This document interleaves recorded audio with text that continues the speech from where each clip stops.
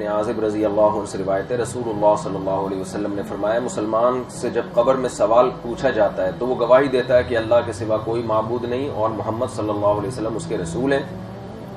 فذالک قولہ، تو اللہ کا یہ قول جو قرآن میں آتا ہے نا اس کا یہی مفہوم ہے،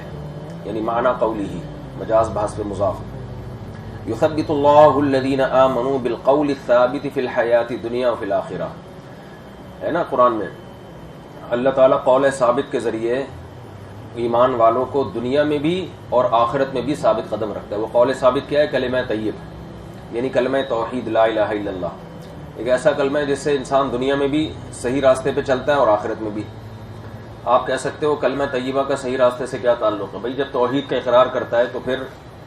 اس کے لوازمات خود بخود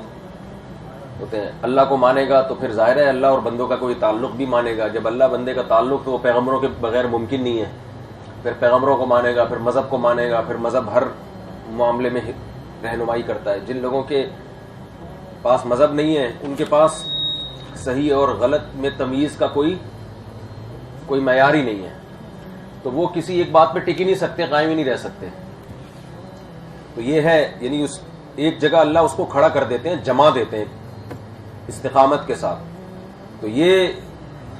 کلمہ توحید کے بغیر ممکن نہیں ہے۔ اور مشرک بھی وہ بھی الٹتا پلٹتا رہتا ہے، تو یہی کلمہ توحید کے ذریعے مسلمان دنیا میں بھی ایک ٹریک پہ چلتا ہے اور ثابت قدم رہتا ہے۔ ثابت کا مطلب بہت ساری شیطانی قوتیں اور نفسانی خواہشات اس کو دائیں بائیں ورغلاتی ہیں، لیکن وہ